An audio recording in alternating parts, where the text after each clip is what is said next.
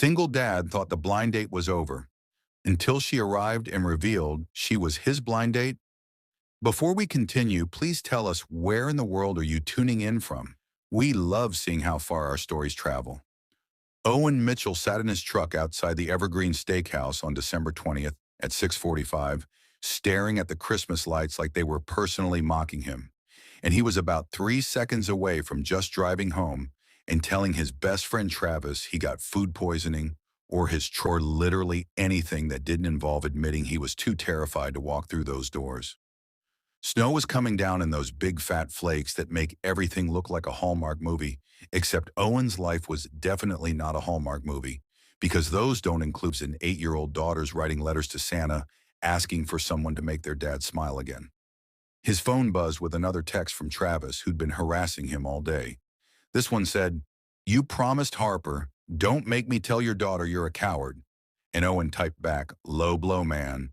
But Travis just sent the shrugging emoji and, "Get in there. Her name's Autumn. Be nice." Owen looked at himself in the rearview mirror, tie crooked because he never wore ties anymore.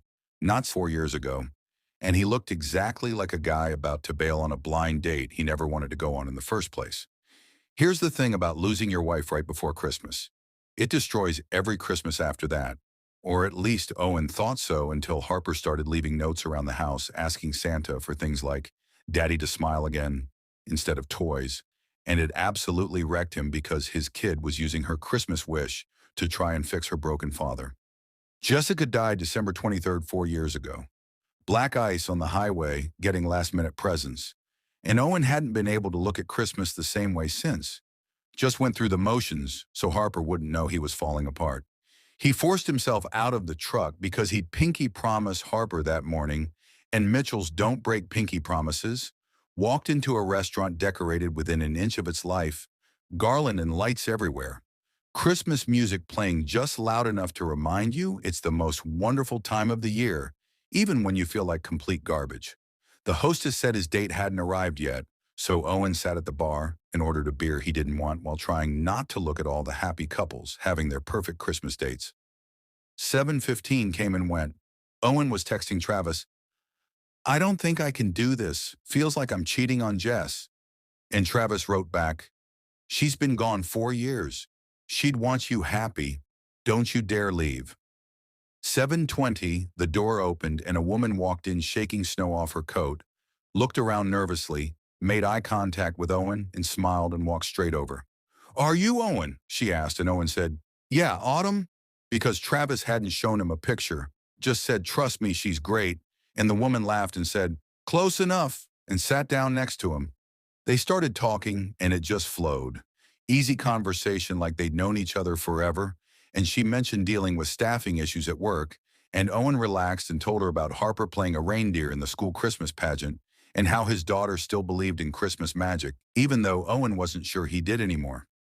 The woman asked about his wife, straight up just asked if it was okay to talk about, and Owen appreciated that so much he almost cried right there at the bar. She died 4 years ago, December 23rd. Car accident getting Christmas presents.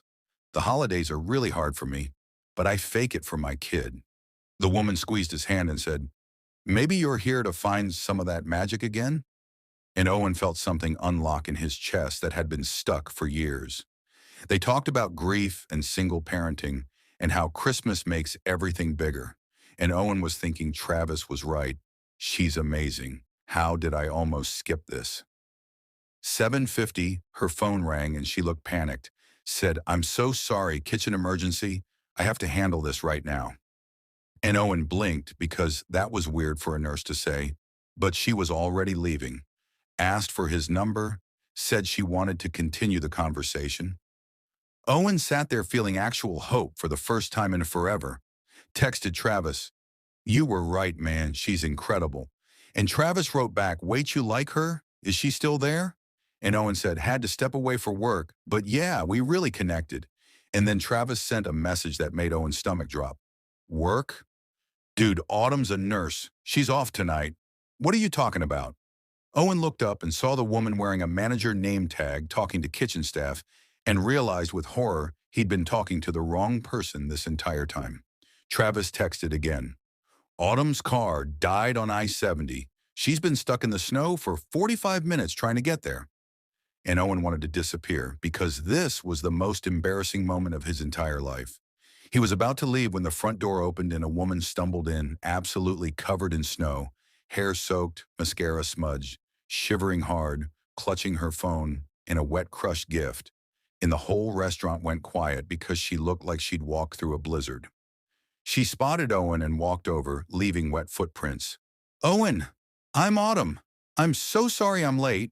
My car died, and I've been trying to get here for an hour, and I know this is the worst first impression, but I promised I'd be here, and I don't break promises, especially not before Christmas." She was breathless and mortified, and Owen just stared because this woman had clearly been through hell to get here, and she was apologizing to him, a complete stranger. "You still came?" Owen's voice came out amazed. "You could have just canceled. You look like you walked through a storm." Autumn laughed, kind of hysterical. "I hitched with a trucker and walked 2 miles because my little sister's waiting to hear how this went, and I couldn't let her down. I couldn't give up because things got hard."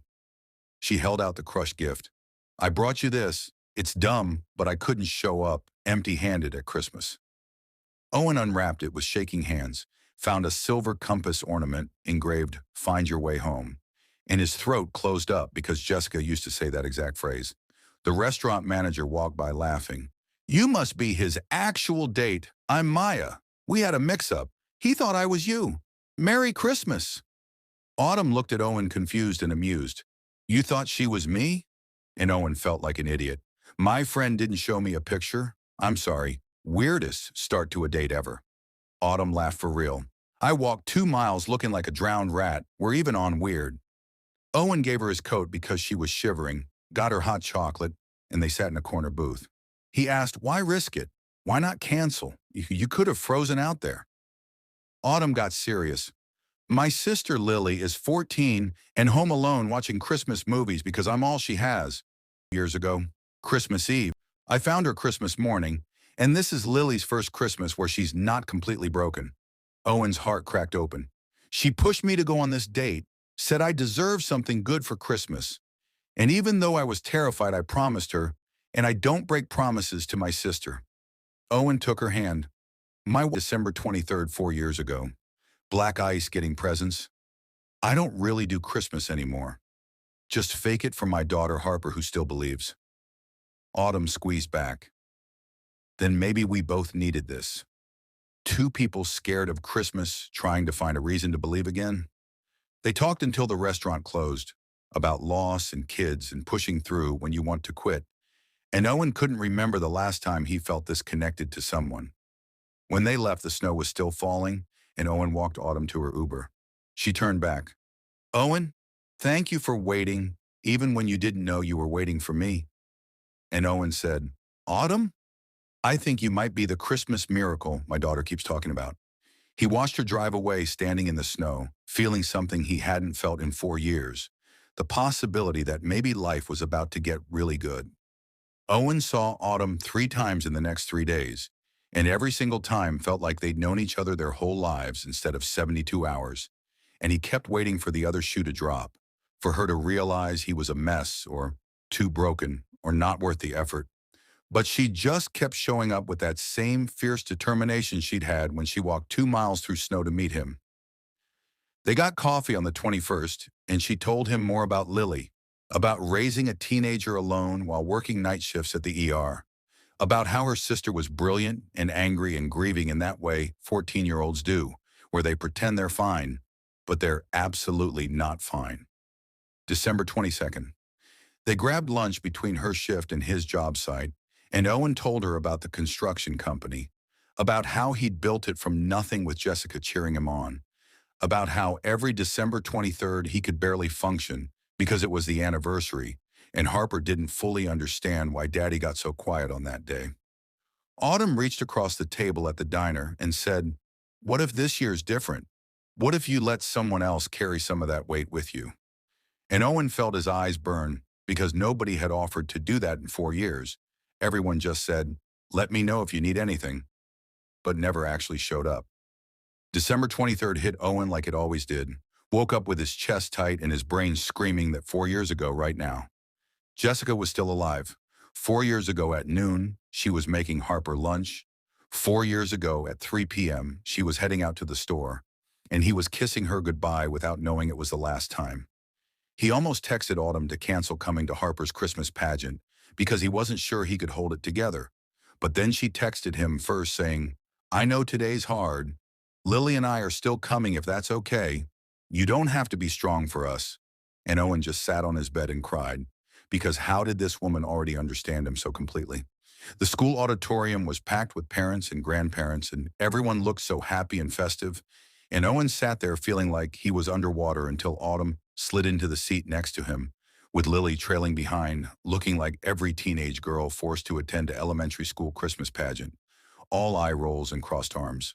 But then Harper came on stage in her reindeer costume, spotted them in the crowd, and her entire face lit up like actual Christmas magic, and she waved so hard she nearly knocked over the kid next to her, and Lily snorted and said, "Your kid's adorable, that's annoying." After the show, Harper ran over and launched herself at Owen, but her eyes were locked on Autumn. "You came. Daddy said you might come, but I didn't know if you really would." And Autumn knelt down in her scrubs because she'd come straight from a shift. "I promised your dad I'd be here, and I keep my promises. You were the best reindeer in the whole show." Harper's smile could have powered the whole city. "Are you Daddy's girlfriend? Because I asked Santa for someone nice, and you seem really nice." And Owen wanted the floor to swallow him, but Autumn just laughed and said, "Your dad and I are friends, really good friends." Lily was hanging back, looking defensive in that way kids do when they're protecting themselves. But Harper walked right up to her and said with zero filter, "Do you like Christmas? My dad doesn't really anymore, because my mom died, but I still do, because I think she'd want us to be happy." And Owen watched Lily's entire armor crack just a little bit. "My mom died at Christmas too," Lily said quietly. "2 years ago. But my sister says we get to choose if Christmas is sad forever or if we make new stuff to remember." And Harper grabbed her hand like they'd been friends for years. "Want to get hot chocolate? Daddy always takes me after my shows." They ended up at this tiny coffee shop that did candy cane, hot chocolate, and Harper and Lily sat at their own table giggling about something on Lily's phone while Owen and Autumn watched from 2 tables over. "Your daughter just adopted my sister in like 5 minutes," Autumn said, and Owen laughed. "Harper doesn't really do boundaries. She just decides she likes someone, and that's it. You're stuck with her forever." Autumn looked at him with those brown eyes that saw way too much. "Sounds like someone else I know who walked through a snowstorm for a blind date." And Owen felt his face heat up because, yeah, okay, maybe determination ran in both their weird little found family. Christmas Eve came and Owen did something he hadn't done in 4 years. He invited people over, asked Autumn and Lily to spend the evening with them. And when they showed up with cookies Lily had stress baked at 2 in the morning, Owen's house felt alive for the first time since Jessica died. They decorated gingerbread houses and Harper got more frosting on herself than the house. Lily pretended she was too cool for this, but kept sneaking candies onto her creation. And Autumn stood next to Owen at the counter and bumped his shoulder and said, "This is nice. This is really nice." And Owen had to turn away because he was absolutely not going to cry in front of everyone. After the kids went to bed, Harper in her room and Lily crashed on the couch. Owen and Autumn sat by the Christmas tree with the lights making everything soft and golden. And Autumn said, "I haven't felt this safe at Christmas in 2 years. Thank you for letting us be part of this." Owen took her hand. "4 days ago, I was ready to skip Christmas completely. Now I'm sitting here thinking maybe it doesn't have to hurt forever, and that's because of you." They leaned in and almost kissed, but Owen pulled back. "I need to tell you something. She died exactly 4 years ago today. On her way to buy presents, I couldn't save her, and I don't know if I'm ready for this." Autumn's eyes were wet, but her voice was steady. "You're allowed to love her memory and still make room for something new. Those things can live together. I do it every day with my mom." Owen felt something break open in his chest. "What if I mess this up? What if I'm not ready?" And Autumn squeezed his hand. "Then we figure it out together. That's what all of this is about, right? Not being alone in the dark anymore." Christmas morning was chaos in the best way. Harper screaming at 6 a.m. that Santa came. Lily groaning that it was too early, but smiling anyway. Presents everywhere. And Owen gave Autumn a silver snowflake necklace with Brave engraved on the back. She cried and said, "Owen, this is too much." But he shook his head. "You walk through a storm to meet a stranger. That's literally the definition of brave." Autumn gave him a framed photo of Harper from the pageant with words underneath that said, "Your reason to believe in magic again." And Owen had to leave the room for a minute because his heart couldn't handle it. They kissed for the first time under the mistletoe Harper had strategically hung everywhere, with both kids watching and giggling, and everything felt perfect and possible, and like maybe Christmas miracles were actually real. 2 days later, everything fell apart. Autumn got a call December 27th about a nurse practitioner position in Phoenix, 40,000 more a year, benefits, everything she desperately needed because Lily's college fund was empty and they were barely surviving. She stared at her phone and felt sick because they just found this beautiful thing, and now she had to choose between the man she was falling for and her sister's entire future. Meanwhile, Owen got news his company won the Denver Children's Hospital renovation, 3-year contract, locked into the city, and he was planning to ask Autumn to move in, to make this official, to build on the Christmas magic they'd created. New Year's Eve they planned to celebrate together, ring in the new year as a family, but Autumn told him about Phoenix over dinner at the same steakhouse where they met, and Owen's face just crumbled. "Phoenix? Autumn, we just found each other. That's across the country," and his voice cracked on the words. "I know," Autumn's eyes were filling with tears, "but Lily needs this. I can't choose my happiness over her future. She comes first." Owen felt panic rising. "What about Harper? She's already calling you Autumn Mom. She thinks Christmas magic is real because of you. How do I tell her you're leaving?" Autumn was crying now. "You think this doesn't kill me, but I'm her guardian. I have responsibilities. You have Harper and your business here. I have Lily and no choice." They left it broken and messy, both crying in the parking lot while snow fell around them, like some kind of cruel joke. 2 weeks of silence hit harder than Owen expected, Harper asking every single day, "When is Autumn coming over? Did I do something wrong?" And Owen having to say, "She has to move away for work, honey," while his daughter's face crumpled. Harper looked at him with 8-year-old wisdom and said, "But you love her. I know you do. Why aren't you fighting for her?" And Owen didn't have an answer that made sense. Lily texted him one night, "She cries herself to sleep every night. She loves you, but she won't choose herself over me. I don't know what to do." January 18th, a massive snowstorm hit Denver, worst one in 20 years. And Owen was at the office when his phone rang with a number he didn't recognize. "Mr. Mitchell, this is Principal Carson. Harper's school bus broke down on the mountain pass. The kids are safe but stranded. We're waiting for emergency services, but they're overwhelmed." Owen's entire world stopped, grabbed his keys, ran to his truck, turned the ignition, and got nothing. Battery dead from the cold. And he just stood there in the snow having a full panic attack because his daughter was stranded on a mountain in a blizzard and he couldn't get to her. He called 911.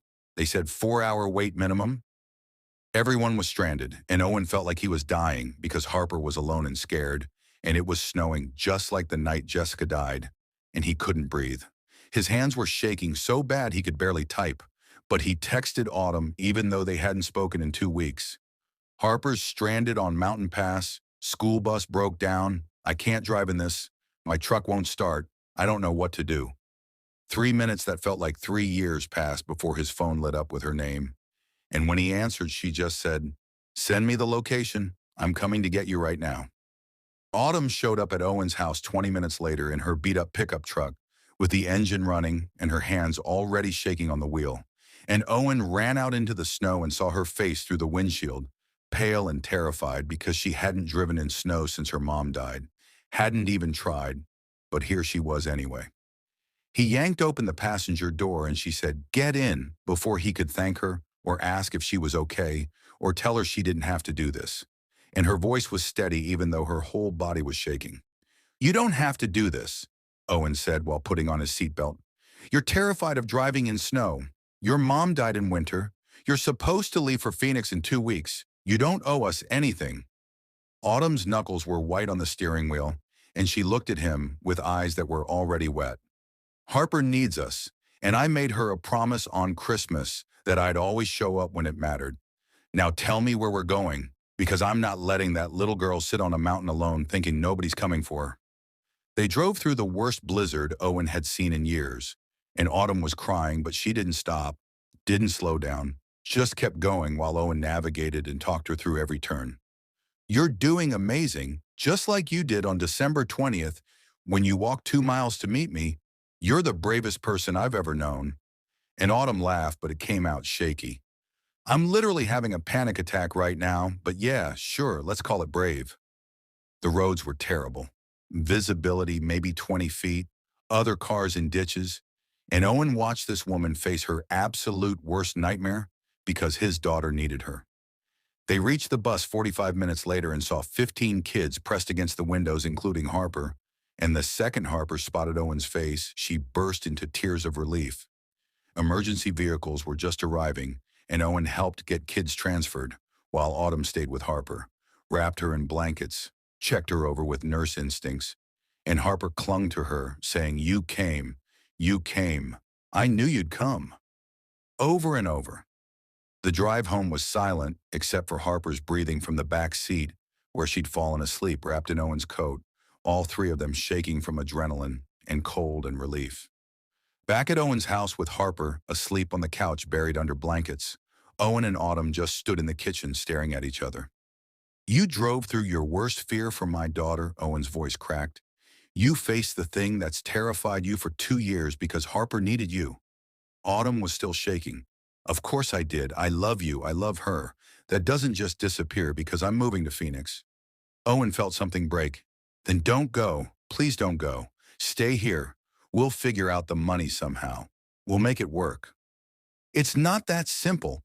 Autumn's voice rose and then dropped because Harper was sleeping. "Lily needs college money. She needs stability. I can't just choose what I want over what she needs. I've been doing this for 2 years. I can't stop now." Owen stepped closer. "What about what you need? You've spent 2 years putting everyone first. When do you get to choose yourself? When do you get to say, 'I want this, and I'm allowed to have it'?" Autumn broke down completely. "I don't know how to do that.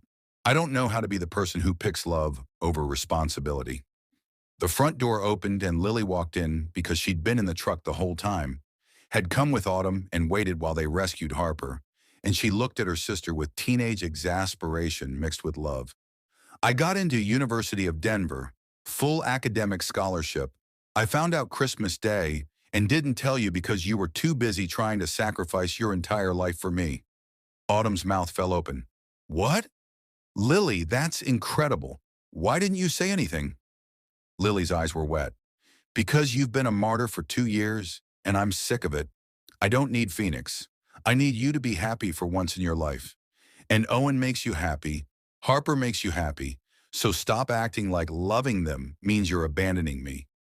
Harper woke up from the couch and patted over in her blanket. "Are we going to be a family now? Because that's what I asked Santa for." And all four of them were crying and somehow laughing at the same time. 2 days later, Owen showed up at Autumn's apartment with a manila folder and determination written all over his face. "I got the hospital contract, 3-year renovation project, starts in March." And Autumn said, "Owen, that's amazing," but he wasn't done talking. "They require an on-site occupational health nurse for worker safety. It's a real position, 85,000 a year plus benefits, and we can negotiate a college fund contribution for Lily as part of the package." Autumn stared at him. "You created a job for me?" "I created a job we actually need." Owen's hands were shaking. "Hospital construction projects require medical staff. You're an ER nurse and the most qualified person I know. This isn't charity. This is me fighting for you the only way I know how. You drove through a blizzard for Harper. Let me do this." Autumn was crying again. "This is real? Like actually real?" Owen showed her the contract with her name already filled in. "Real as you walking 2 miles in snow to meet a stranger. Real as you facing your trauma to save my kid. I want you to stay, but only if you want to. No pressure, even if you don't want us. Autumn kissed him hard enough that he stumbled backward. I want the job and I want us, and I want to stop being terrified of choosing happiness. And Owen held her like she might disappear if he let go. 6 months passed like a dream. Autumn and Lily got a house 3 streets over because they were taking it slow but committed. Sunday dinners became tradition with all 4 of them. Harper and Lily became actual best friends despite the age gap. And Owen woke up every morning amazed that his life had gone from surviving to actually living. December 20th came around again, 1 year exactly since the night they met. And Owen took everyone to the ice skating rink because Harper had been begging. They were sitting on a bench watching the girls skate when Harper came over and said with zero subtlety, Autumn, when are you and Daddy getting married? Because Lily said you're probably gonna, and I want to be a flower girl. Lily skated up looking mortified. Harper, you can't just ask people that. But Autumn was laughing and looking at Owen. I don't know, Harper. Has your dad asked me? Owen dropped to one knee right there on the ice and pulled out a ring he'd been carrying for 3 weeks, waiting for the right moment. I was waiting for perfect timing, but every moment with you is perfect. You showed me that courage isn't not being afraid. It's doing the hard thing anyway. You drove through a storm for my daughter. You walked 2 miles through snow to keep a promise. Autumn, will you marry me? Will you let us be your family forever? Autumn was ugly, crying and nodding. Yes, 1,000 times yes. And Harper screamed loud enough that the whole rink stopped skating to stare. 1 year later, they got married at the Evergreen Steakhouse on December 20th, the same place where they met, small ceremony with just family and close friends. And Maya, the manager who Owen had accidentally talked to that first night, catered the whole thing and kept laughing about the mix-up. Travis gave a speech about how Owen tried to cancel and Autumn almost didn't make it, but somehow they found each other anyway, and there wasn't a dry eye in the room. Autumn's vows destroyed everyone. You taught me I don't have to choose between love and responsibility, that I can have both, that choosing myself doesn't mean abandoning the people I love. And Owen's vows were just as bad. You drove through a storm for my daughter before you even really knew us. I promise to be your safe place in every storm that comes. Harper and Lily were co-maids of honor, arguing about who got to hold the rings.